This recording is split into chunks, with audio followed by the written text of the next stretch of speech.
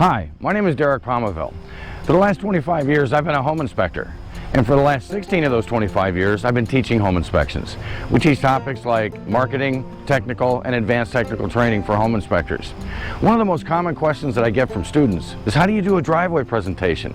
Well, the first thing that you want to think about is, what are your goals? Your goals should always be to set the expectations up front for the client. Your second goal should be to build value in your services. And today, that's exactly what we're going to be looking at. I'm going to be demonstrating a good driveway presentation for you. Thanks for joining us.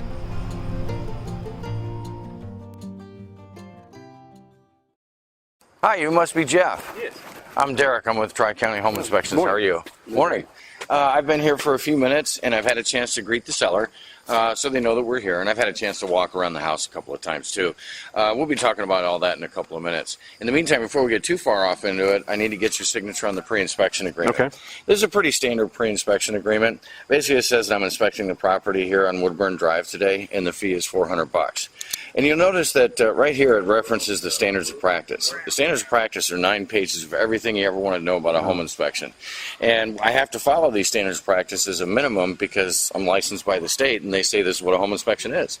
I'm going to include a copy of these with the email when I send you your signed copy of the agreement so that you can read through those and have a full understanding of the home inspection. I highly recommend them for bedtime reading if you're having trouble falling asleep. Okay. Basically what they describe is a non-technically exhaustive, non-invasive inspection. So what it means is I'm going to go through the entire house, front to back, top to bottom. I'm going to get to everything you and your family are going to get to. But what might take you guys 6 months to a year to get to every switch, window, door plug, and outlet, I'm going to get to it today in a couple of hours. Okay?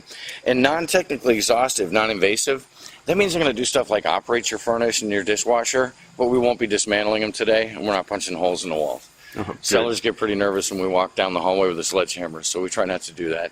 And there's a couple of things that are excluded from the standards of practice. And these are things that we can't see, or that you need a different license or even a laboratory for. And those are listed right here on the back of the agreement. You'll see that stuff like radon, lead-based paint, asbestos, mold and mildew, pest infestation like termites, stuff like that. I hope you don't find any of those. Well, you and me both. The good news is, though, that I have been trained to recognize things that are suspect in these areas. So if I see them, I'll put them in a report. Now, I'm not licensed to say termites, but I can say mud tubes.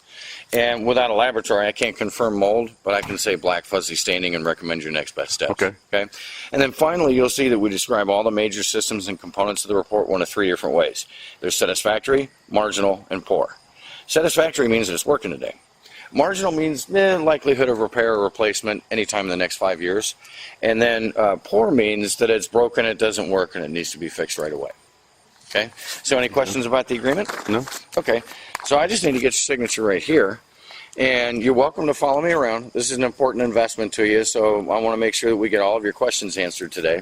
So the only thing I ask is that you don't follow me up the ladder, onto the roof, into the attic, and you probably don't want to go into crawl space. And when we get to the electrical panel, the only thing I ask is you stand about 6 feet back. That's for everybody's safety. Okay. And if there's any concerns in those areas, I'll be taking lots of pictures and putting them right in the report for you. Oh, good. So do you have any particular areas of concern you want me to pay special attention to today? I'm really concerned about the roof. I want to make sure that, I'm not going to have to replace it here in the next year. Right. That's a big expense. Okay. Limited budget.